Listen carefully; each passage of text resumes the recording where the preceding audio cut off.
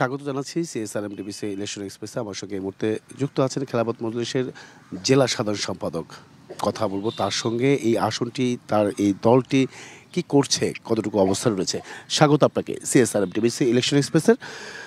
যদি আমি বলি, আপনারা জোটে যদি চলে যান, ইসলামী দলগুলো একত্রিত হয়ে এবার যদি নির্বাচনে আসেন, সেক্ষেত্রে আপনাকে তো মনোনয়ন দেওয়া হয়েছে এই দল থেকে, এই আসনটি থেকে।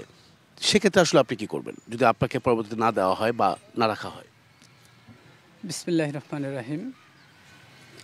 নীলফামারী 2 আসনের সর্বস্তরের জনগণকে জানাই আমার আন্তরিক সালাম। আসসালামু আলাইকুম রহমতুল্লাহি ওয়া বারাকাতুহু। অন্যান্য ভাইদের প্রতি আমার আন্তরিক শুভেচ্ছা, অভিনন্দন, ধন্যবাদ জানাই ডিবিসি নিউজকে।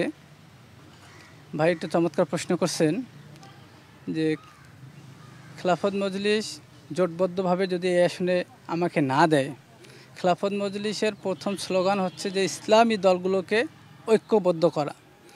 ইসলামী দলগুলোকে ঐক্যবদ্ধ করার পরে জোটে কেন্দ্র যদি সিদ্ধান্ত নেয় যে নীলফামারীতে খেলাফত মজলিস নির্বাচন করবে, আলহামদুলিল্লাহ। যদি সিদ্ধান্ত নেয় না নীলফামারীতে জামাত ইসলাম নির্বাচন করবে, তা আলহামদুলিল্লাহ।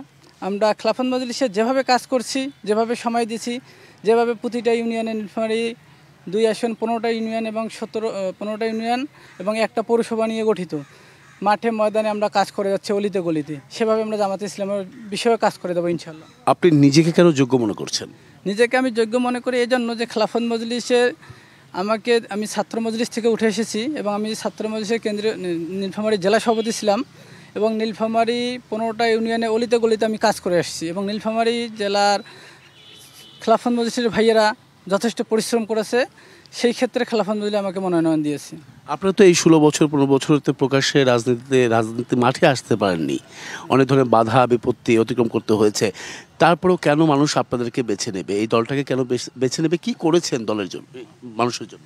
জি, 5ই আগস্ট সরকার পতনের পর খেলাফত মজলিস যে আসার স্বপ্ন দেখেছে, আমাদের নীলফামারী সদর উপজেলা 15টি ইউনিয়নে আমরা কাজ করে গেছি। মানুষের ডোর টু ডোর আমরা প্রবেশ করছি, মানুষের সাথে কথোপকথন হয়েছে, মানুষের সাথে আমার কথা আদান প্রদান হয়েছে। তারা আমাকে যথেষ্ট ভালো বলছে এবং তারা আমাদেরকে আশ্বাস দিছে। এ বলে আমি প্রত্যাশী যে আমি যদি খেলাফত মজলিস থেকে দেওয়াল ঘড়ি মার্কা নির্বাচন, ইনশাল্লাহ আমি জয়ী হব। আপনি কি করতে চান এই আসনটির জন্য? কি ধরনের পরিকল্পনা আছে আপনার? আলহামদুলিল্লাহ, আমার পরিকল্পনা আছে। আমি যদি নির্বাচিত হই তাহলে এই আসন থেকে আমার পরিকল্পনা হলো রাস্তাঘাটের উন্নয়ন করা এবং কালভার্ট ব্রিজ করা। আমার ব্যক্তিগত যে চিকিৎসা খাতে, যে চিকিৎসার জন্য আমাদের একটা নিজস্ব ব্লাড ব্যাংক আছে, যে চিকিৎসার জন্য আমরা যথেষ্ট পরিমাণ সহযোগিতা করতে পারবো রক্তের বিষয়ে, এবং আমার বেকারত্ব দূরীকরণের জন্য আমি নিজস্ব উদ্যোগে বেকারদের কারিগরি প্রশিক্ষণের মাধ্যমে বেকারত্ব দূর করবো ইনশাল্লাহ। সনাতন ধর্মাবলম্বী যারা আছে তারা আপনাদের বেছে নেবে, আপনাদেরকে ভোট দেবে, সেটা কেন? ইনশাল্লাহ সনাতন ধর্মাবলম্বী ভাইরা আমাদেরকে ভোট দিবে এ কারণেই যে 5ই আগস্ট স্বৈরাচার হাসিনা সরকার পতনের পর তাদের ধর্ম পূজাতে আমরা যথেষ্ট সহযোগিতা করছিলাম এবং এই কারণে তারা আমাদেরকে ভোট দিবে। বিশেষ করে লক্ষ্মীসাব ইউনিয়ন, এই নীলফামারী 2 আসনের সনাতন ধর্মাবলম্বী ভোট ব্যাংক, সেখানে আমি ওতপ্রোতভাবে জড়িত। তার যাওয়া আসা আমার সাথে হয়েছে এবং তারা আমাকে প্রতিশ্রুতি দিয়েছে আমি যদি নির্বাচন করি তাহলে আপনার সনাতন ধর্মাবলম্বী ভাইরা লক্ষ্মীসাবের আমাকে দেওয়াল ঘড়ি মার্কা ভোট দেবে ইনশাল্লাহ, এটা আমি আশা করি। অসংখ্য ধন্যবাদ আপনাকে, আমাদের সঙ্গে এতক্ষণ আপনি যুক্ত ছিলেন।